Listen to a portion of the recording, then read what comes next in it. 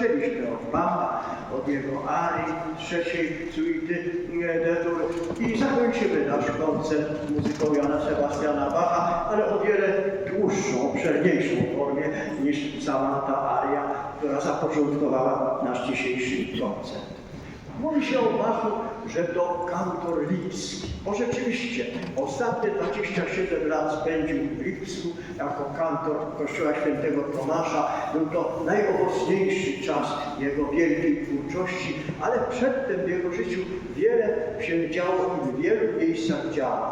6 lat przed Lipskiem spędził w małym księstwie Anhalt-Köthen, bardzo muzykalnego księcia Leopolda, i tam skomponował bardzo wiele instrumentalnej muzyki nieorganowej, bo najukochańszym jego instrumentem były organy, ale akurat książę Leopold wygnał organy z kościoła, bo był Kalwinem i Bach musiał się rozstać z organami, ale na dobre wyszło, bo bardzo wiele wspaniałej muzyki instrumentalnej wówczas skomponował, między innymi podwójny koncert d-moll, którego teraz wysłuchamy. Podwójny, bo nie jeden instrument rywalizuje współzawodnicząc z orkiestrą, po włosku concertare, stąd nazwa tej formy, ale 2 instrumenty.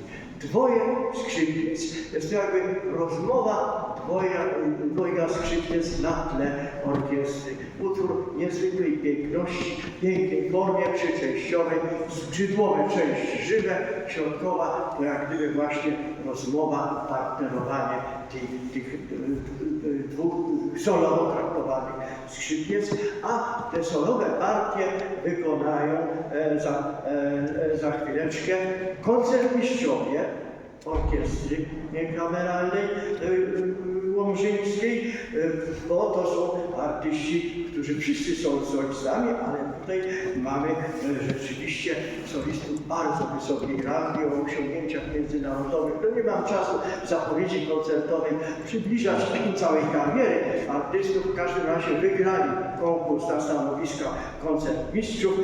To Izabela Bławek-Leofreddi, pierwsza koncertmistrzyni, i zastępca koncertmistrza Piotr Sawicki. Oni właśnie wykonają partie solowe w tym pięknym dziele Jana Sebastiana Bacha. Orkiestra będzie partnerowała, oczywiście pod dyrekcją Jana Miłosza Zaszyckiego, i to już będzie zakończenie dzisiejszego koncertu. Ja, Andrzej Zborowski, bardzo Państwu dziękuję za tak liczny, ciepły, gorący udział w dzisiejszym koncercie.